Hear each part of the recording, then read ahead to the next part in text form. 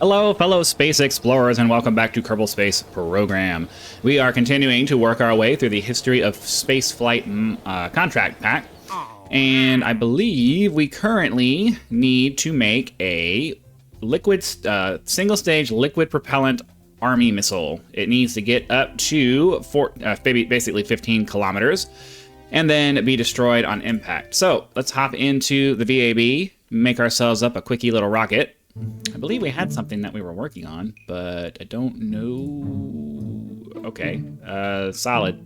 I believe this is a solid rocket booster. So let's pop some fuel tanks on there. We just need to get to 15 kilometers, so we don't need a crazy amount of Delta V.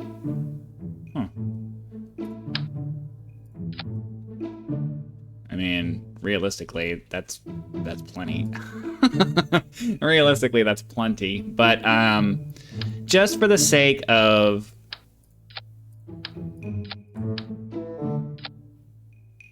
that's way too much. That's way too much Delta V. That's almost orbital ability. That's almost an orbital capacity. I don't want to spend that much money.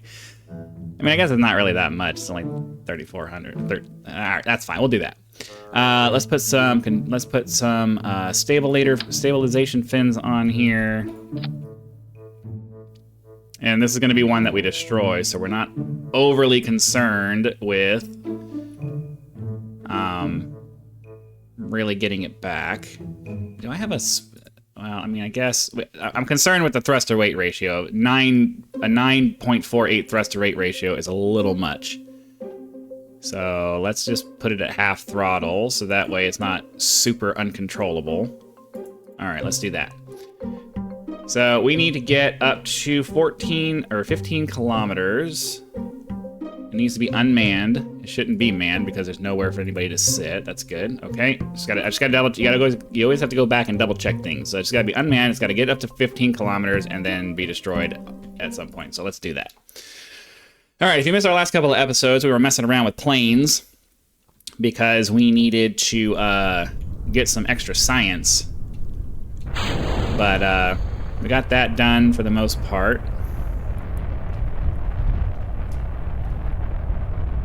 Oh, I forgot. I need to... My bad. How about we revert? That's not gonna go. That's not gonna go well. Let's just revert it now before I waste a bunch of time trying to recover it. You gotta go up a little ways first. You gotta get yourself a little bit of altitude before you start tilting over. that was not smart. Okay, now we can start doing our turn over to the side.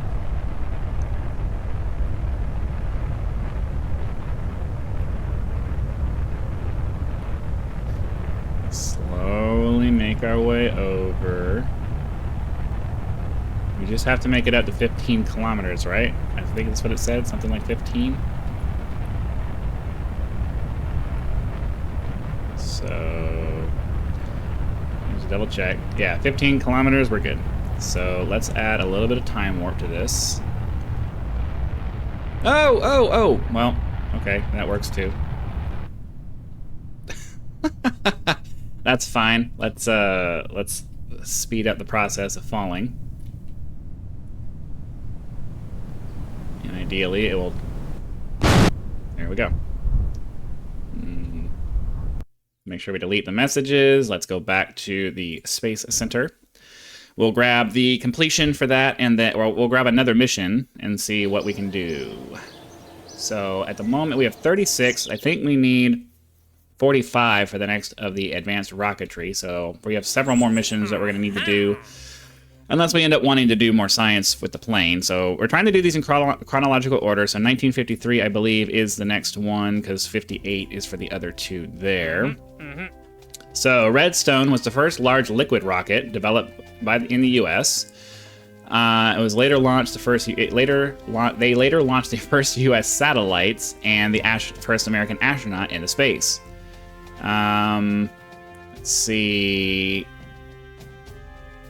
Okay, they're talking about the different weapon options. You can pause the video if you want to read that. We are going to be looking for it is a liquid-propelled rocket. It needs to get up to 40 kilometers. And that's it. And we do need to recover the core intact, so this needs to be equipped with a parachute. So let's hop into here. I mean, the delta V on this is insane, so I don't think we need to worry about making it up to 30 kilometers, but we do need to add the ability to recover the core. So let's put a parachute on here. And then I think what we need is, I'd like to put a decoupler. I'd like to put a decoupler on this, but I don't know if that's an option or not. So a T12 decoupler, I don't see. The problem is that, oh, where'd it go? Did it? Oh, I lost track of it. So we could put a decoupler there, but then I can't. Is that going to decouple? I think that's going to decouple. Yeah, that decouples that. Huh, I would really like it if I could get... So, I know there's a way to do this. I know there's a way to pop things off the top. Is it... I think it might be some kind of structure, maybe?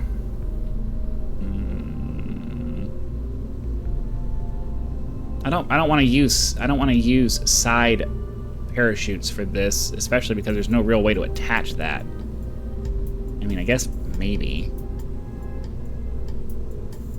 I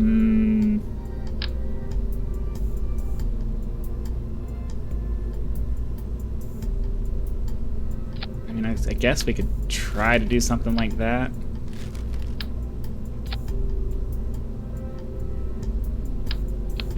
And then put this there along with that there. Something like that, I guess.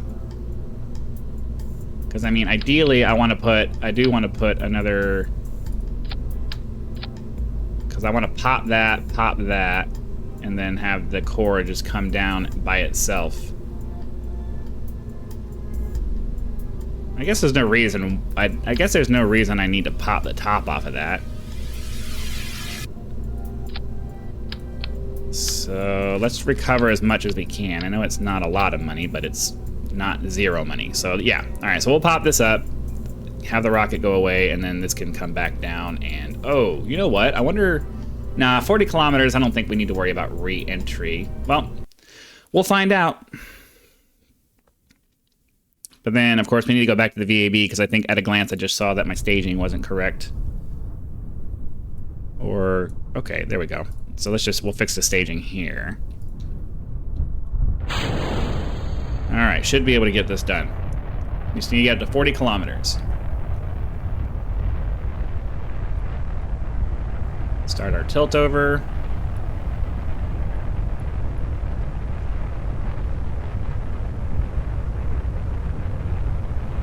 I really need to start putting some KOS scripts in here, because this is annoying to have to manually do this every time. We need to start looking into that. Come on. Come on. All right, we'll leave it here for now. Can I speed up? And hopefully get up to 40 kilometers.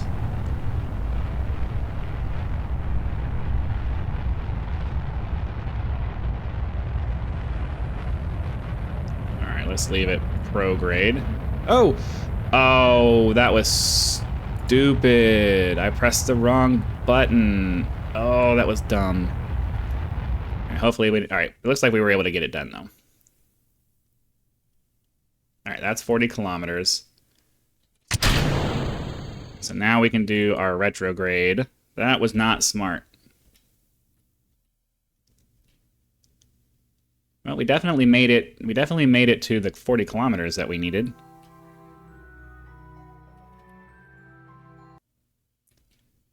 Hopefully... we'll be able to...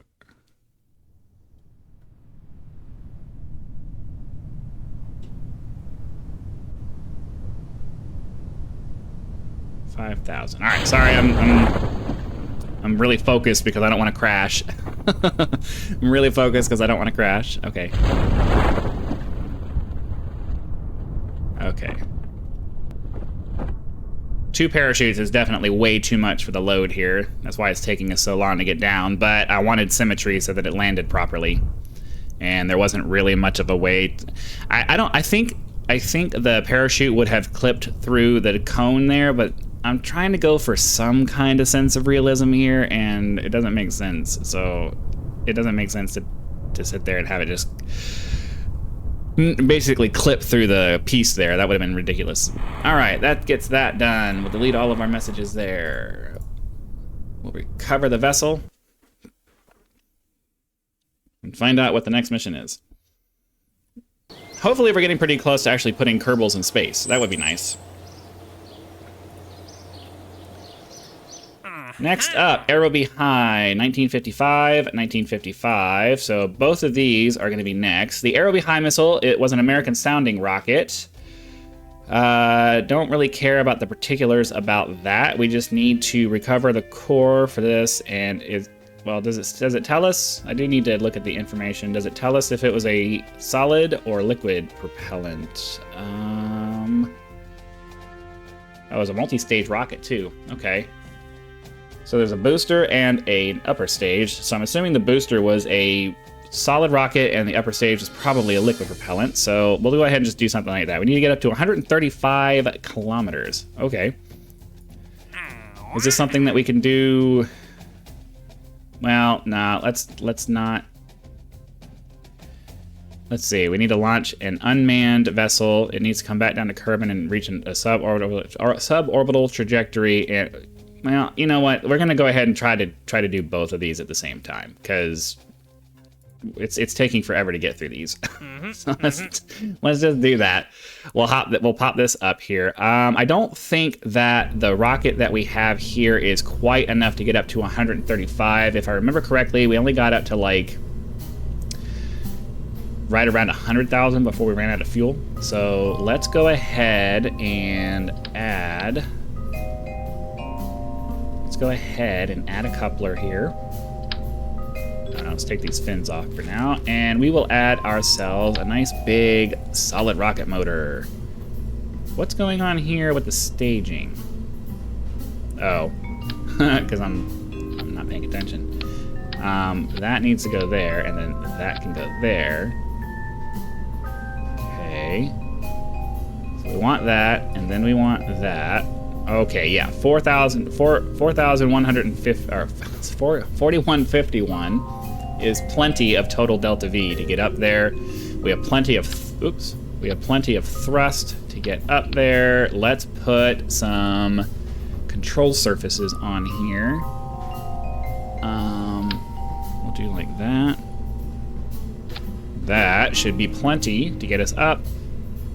Just double check our contract requirements so that we don't waste a bunch of time launching. So both of them need to be unmanned.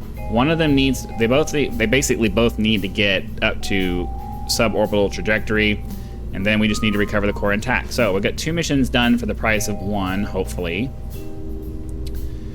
Yeah. There's not really much else to do other than let's go get it done. So first stage, separate, second stage, separate, parachute. Okay, let's do it.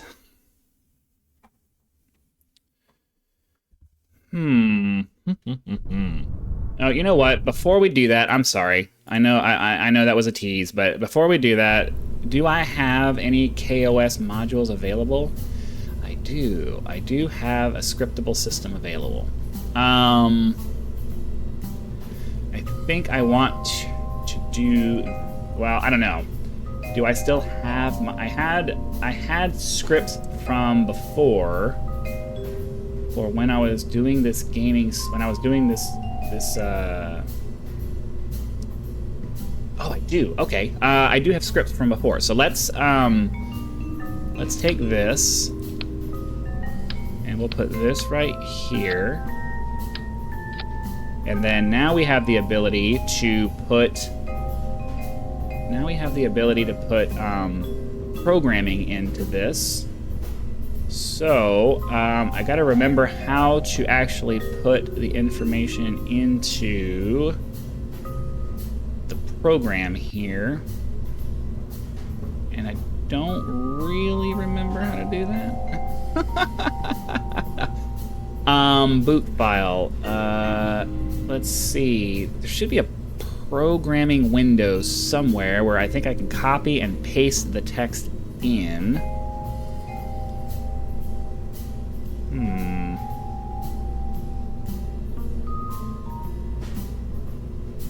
Oh, I think I have to copy and paste. Okay. I don't even know where those are.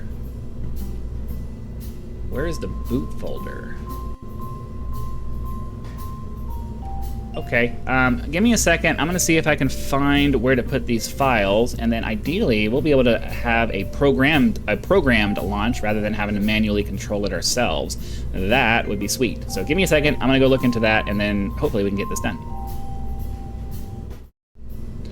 Okay, I think I have the scriptable thing figured out. The only issue is that I've always had a problem making the solid rocket boosters work very well because it doesn't have a lot of good control over the turning of it. So we're gonna just do a 2-stage liquid propelled dealie here. That should be more than enough to get up into orbit. As a matter of fact, how about we remove a couple of those and do that? Okay, yeah, because I think 34 or 33, something. I think this right here is actually right around the exact number you need to get into orbit. So let's make sure that all of our stuff is scripted properly, and we should be able to do this now. So the way this works is you can write a script that will basically tell the spacecraft what you want it to do, which is actually kind of more realistic because I think that's what they actually do for spacecraft in real life. You don't remote control it like with a controller. You write a program into it and then you run it. So there are plenty of tutorials out there that tell you how to do this. So I'm just going to go ahead and run the program. Run launch. So the launch the parameters that you have to pass to this program are the target altitude that you want to reach, the target inclination, which is the heading that you want to be on when you as you're turning out, and then the altitude at which you want to begin your turn, so that you get that nice 1,000-meter straight up before you start leaning over. So we're going to try to get up to 150 kilometers at 90 degrees and start our turn at 1,000 feet. That sound is something that you can program in. It's back when we did this, back when I did this the first time, having a nice little countdown was kind of cool, and I don't feel like changing the code to remove it. So this is going to start slowly tilting us over. I need to fix my time warp so that I can get back to the standard thing here. So I'm able to do one at a time, because the program, the software has a hard time following things if you're going too fast, if you're time warping too fast. So we don't want to sit here all day, but at the same time, we need to make sure that... Okay, so can I go faster now? Once you're out of the atmosphere, the time warping is a little bit less finicky. I'm not sure why. You need a better mission control building in order to use maneuver nodes. Oh, okay. That explains that. I have my launch program set up to automatically launch and take me all the way up into a circularized orbit. So that's why we got that error message. But ideally, we should be able to make it. All right, so hold on. We can...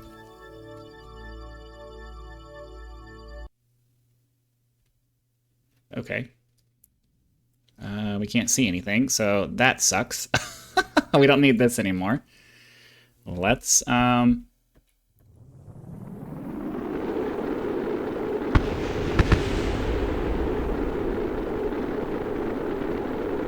wonder why it's not...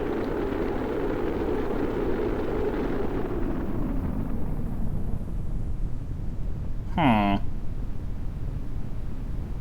It's not adjusting itself to get onto that. that's okay.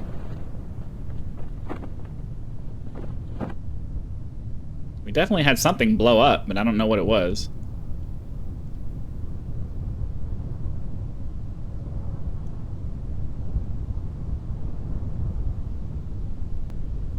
Let's switch this over to ground, because I don't know, I can't see anything. And we don't want to hit too hard, because even I know we're supposed to be time warping, but at the same time it's like, as I've said in previous episodes, the time warping doesn't necessarily always work the way you want it to. So let's get rid of that.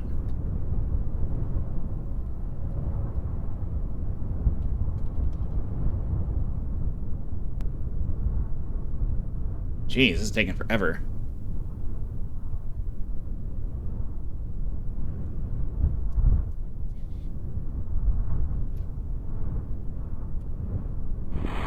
Okay.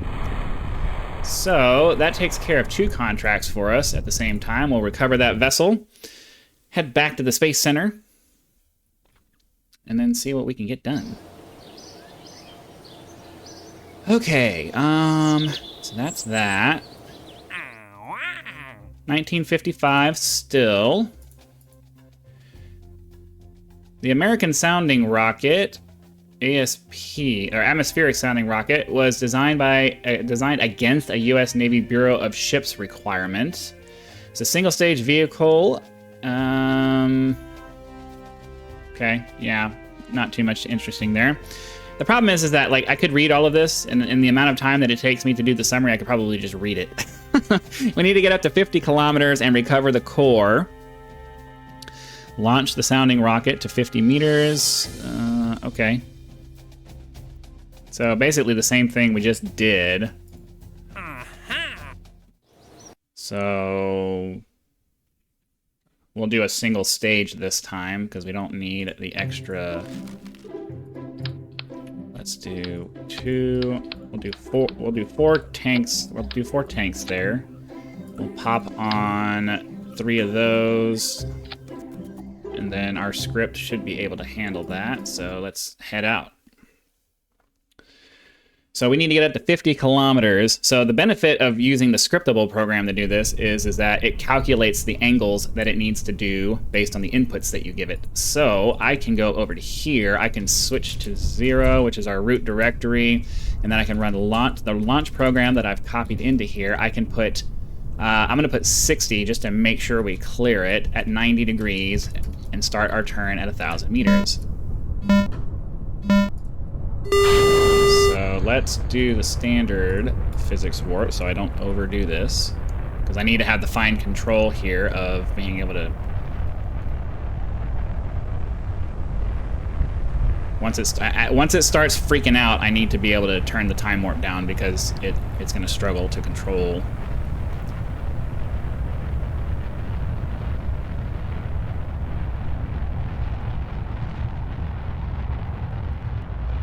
I think it's overturning. I'm getting a bad feeling that it's overturning. Maybe not. Oh, that's right. It pitches down to 30 degrees and holds it there.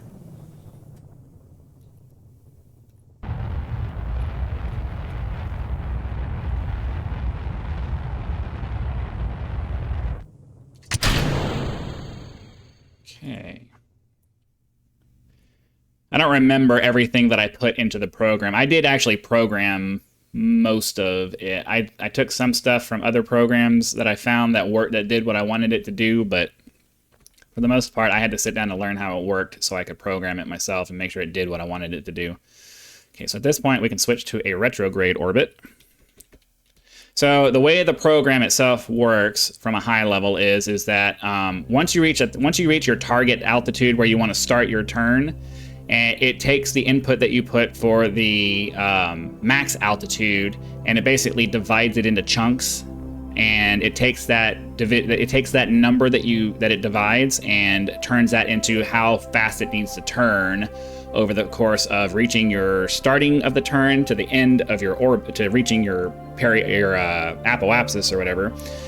It divides that into how many degrees it needs to do over that period of time, and then turns every X number of seconds, I think.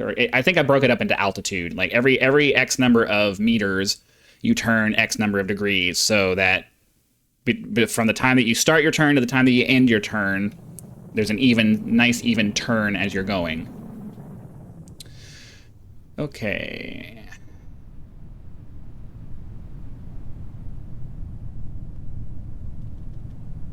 So let's get ourselves down. We have reached terminal velocity. I'm going to wait till we get as close as we can. It's nice that we can... the clouds were making it where we could actually see. Let's do this, just to make sure we can actually see what we're doing. So let's do that. And then we'll turn the physics time warp back up.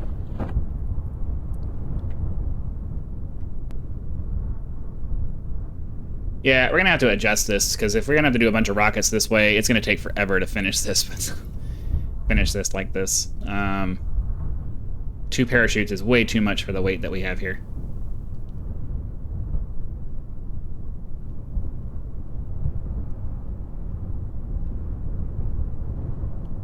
Okay. So that should have finished that. Up here for that. And I think we're going to go ahead and call that an episode.